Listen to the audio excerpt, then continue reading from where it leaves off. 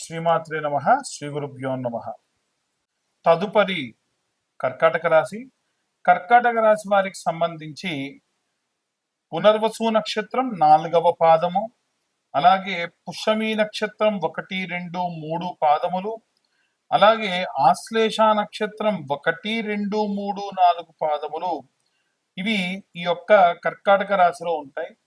పుష్యమి నక్షత్రం 4వ పాదం హిమవత్, హిమేష్, అలా ఈ అక్షరంతో గనక ఎవరిదైనా పేరుండి వాళ్ళ డేట్ ఆఫ్ బర్త్ లేకుంటే వారిది మనం కర్కాటక రాశి కింద పరిగణలోకి తీసుకోవచ్చు. ఎందుకంటే ఒకప్పుడు ఎవరికైనా సరే పేరు పెట్టడం తాత ముత్తాతల పేర్లు పెట్టేవాళ్ళు, లేదంటే ఆ నక్షత్రం మీద ఏదైతే ఉందో అదే పేరు పెట్టేవాళ్ళు.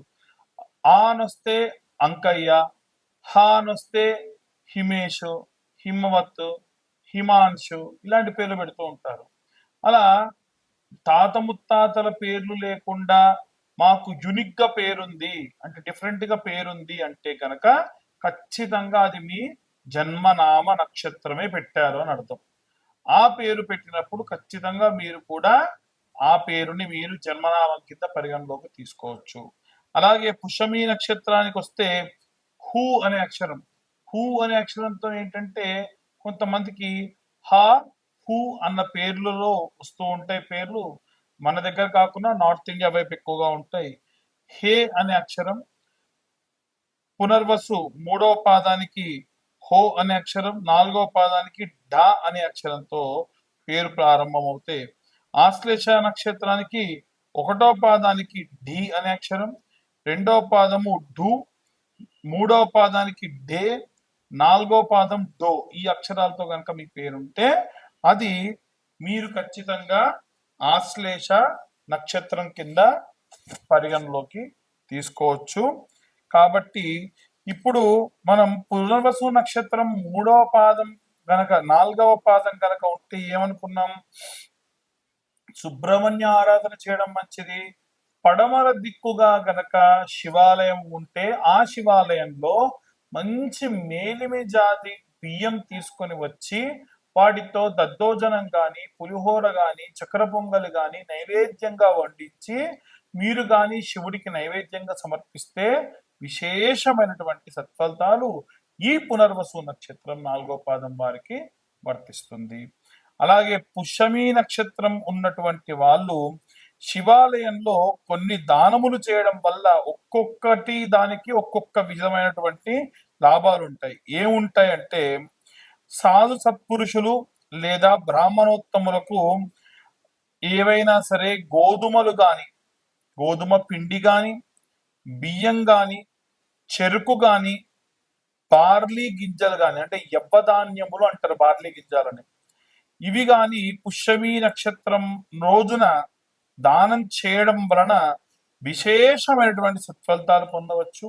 మీ ఇంటి అర్చకుడే ఉంటే శివాలయానికి తీసుకొని వెళ్ళి శివాలయంలో పుష్యమి నక్షత్రం రోజు సోమవారం నాడు గనక మీరు గాని పెట్టిస్తే, దానం చేయిస్తే ఇంకా మంచి సత్ఫలితాలు ఈ నక్షత్రం వారికి ఉంటాయి.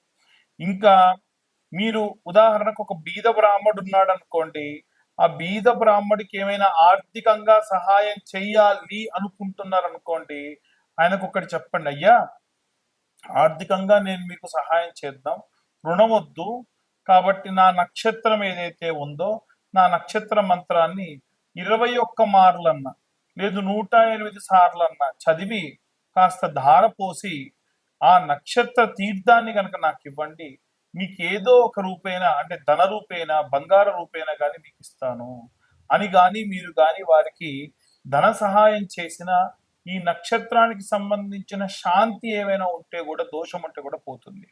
అలాగే ఆశ్లేష నక్షత్రానికి సంబంధించి ఏవైనా కీటకములు, అలాగే కృత్రిమంగా తయారు చేయబడినటువంటి వస్తువులు ఏవైనా సరే ఉంటే వాటిని విశేషంగా అంటే వైద్యులకు ఎవరికైనా సరే కొంతమంది కొన్ని ప్రయోగాలు చేస్తున్నప్పుడు కొన్ని కీటకములను కానీ వాటిని కానీ సంహరించకుండా ప్రయోగశాలకు పంపించడం వల్ల, లేదా వైద్యులకు ఏవైనా సరే వస్తువులు చేతి వస్తువులతో తయారు చేస్తారు కదా, అంటే ఉదాహరణకు మీరు ఏదో ఇబ్బందితో డాక్టర్ దగ్గరికి వెళ్ళారు, ఆ డాక్టర్ దగ్గరికి వెళ్ళినప్పుడు డాక్టర్ గారు మీకు ట్రీట్మెంట్ చేశారు, ఆయనకు మీరు ఎంతో కొంత ధనం ఇచ్చారు, సరిపోలా, మీకు ఇంకా ఏదైనా ఇవ్వాలనుకుంటే హ్యాండ్ క్రాఫ్ట్స్ అంటారు, చేత్తో తయారు చేసినటువంటివి ఏవైనా కానీ ఈ ఆశ్లేష నక్షత్రం వాళ్ళు ఆ డాక్టర్ గిఫ్ట్ గా ఇవ్వడం వల్ల వారికి చాలా మంచి జరుగుతుంది. అందుకే చూడండి, ఎవరైనా సరే డాక్టర్స్ దగ్గరికి వెళ్ళి చూస్తే వాళ్ళ దగ్గర ఖచ్చితంగా ఏదో ఒకటి చేత్తో తయారు చేసిన బొమ్మలు గిఫ్ట్ గా ఇవ్వబడి ఉంటాయి. అలా వారికి దానం చేయడం వల్ల విశేషంగా ఈ ఆశ్లేష నక్షత్రం వారికి మంచిది. అలాగే చిన్న పాము బొమ్మ సీసాలో వేసి చెరువులో వదిలిపెట్టడం వలన కూడా, లేదా నూతిలో వదిలిపెట్టడం వల్ల కూడా వీరి యొక్క నక్షత్రానికి సంబంధించిన దోషం పోయి అనుకూల పరిస్థితులు లభిస్తాయి. క్లియర్ గా చూడండి, ఆశ్లేష నక్షత్రానికి గాను ఈ యొక్క నాగరాజు ఉంటాడు.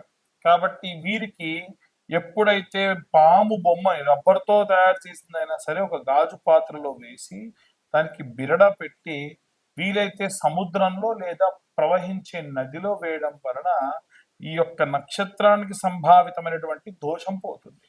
అలాగే దుంప జాతికి సంబంధించినటువంటి ఆహారాన్ని కూడా బ్రాహ్మణులకు దానం చేయడం మంచిది. అంటే చామదుంప కానీ, ఆలగడ్డ కానీ, కందగడ్డ కానీ, అలాగే మనము దినుసుగడ్డలు అంటారు కదా, అంటే ఇవి కూడా ఒక రకమైన పొటాటో జాతికి సంబంధించినవి. ఇవి బ్రాహ్మణోత్తములకు ఆశ్లేష నక్షత్రం రోజున శివాలయంలో దానం చేయడం వల్ల మీ నక్షత్ర దోషం అనేటువంటిది పోతుంది.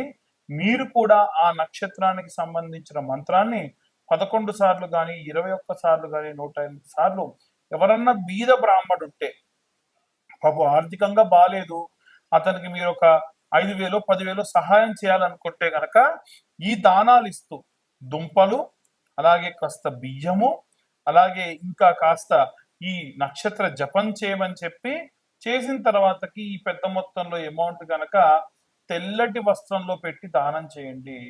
ఈ నక్షత్రం వారికి విశేషమైనటువంటి సత్ఫలితాలు పొందవచ్చు.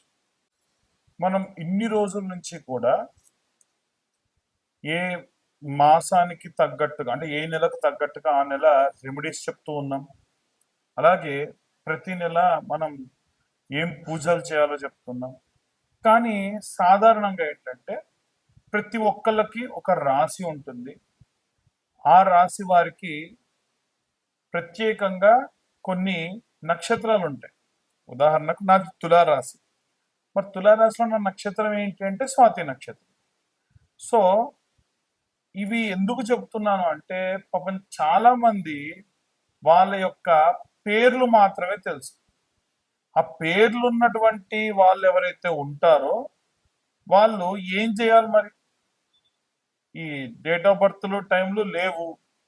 అలాంటి వాళ్ళ కోసం ప్రత్యేకంగా చేసేటువంటి వీడియో ఇది.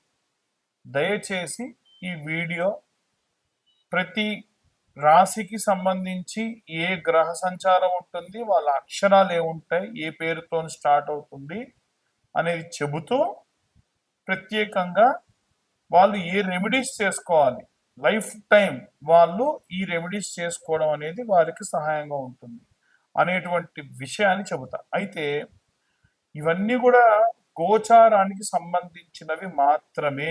ఎట్టి పరిస్థితుల్లో మీ పర్సనల్ జాతకం వేరు. మీ పర్సనల్ జాతక రీత్యా మీది పక్కాగా ఇదే నక్షత్రం అయితే మీరు ఆ నక్షత్రానికి తగ్గటువంటి రెమెడీస్ చేసుకోవచ్చు గ్రహ సంచారాన్ని బట్టి. నేను ఇప్పుడు చెప్పేది బేసిక్ రెమెడీ అన్నమాట. కాబట్టి లేదండి నాకు పూర్తి జాతకం కావాలి, నా పేరేంటి, డేట్ ఆఫ్ బర్త్ ఏంటి, టైం ఏంటి కావాలి అనుకున్న వాళ్ళు ఎవరైనా సరే 2,025 రూపాయలు కడితే వాళ్ళకి పూర్తి జాతకం ఇస్తా. మళ్ళీ నేను నా మాట మీద నిలబడుతున్నా, ఎవరైతే జాతకం చెప్పించుకుంటారో వాళ్ళకి ఈ యొక్క జ్వాలాముఖి మాలని ఫ్రీగా ఇస్తున్నా. అది కేవలం మన ఛానల్ సబ్స్క్రైబర్స్ కి మాత్రమే. ఎట్టి పరిస్థితులలో ఈ వీడియో ఎవరైతే చూస్తున్నారో వాళ్ళు నాకు వీడియో షేర్ చేసి 2,025 రూపాయలు కట్టి జాతకం చెప్పించుకుంటే వాళ్ళకి ఈ జ్వాలాముఖి మాల ఇస్తా. మేము చెప్పేటువంటి ఈ యొక్క వీడియోలో ఉన్న ఇన్ఫర్మేషన్ ఇన్ఫర్మేటివ్గా అనిపిస్తే ఇంకొంతమందికి షేర్ చేయండి. వీలైతే ఈ వీడియో మీకు నచ్చితే లైక్ చేయండి. ఇప్పటి వరకు మా ఛానల్ని సబ్స్క్రైబ్ చేసుకోకపోతే సబ్స్క్రైబ్ చేసుకోండి. దానివల్ల ఏంటంటే మా ఛానల్ నడిపే వాళ్ళకు కూడా కాస్త బూస్టింగ్ వస్తుంది. ఇంకా ఇంకా డెవలప్ అవుతారు. మీ దాకా ఈ యొక్క వీడియోస్ తీసుకురావడానికి మా వంతు మేము కూడా ఎన్నో రకాల పరిశోధనలు చేసి, కృషి చేసి మంచి మంచి వీడియోస్, మంచి మంచి రెమెడీస్ మీ దాకా తెప్పిస్తాం. సర్వే జన సుఖినో భవంతు. స్వస్తి.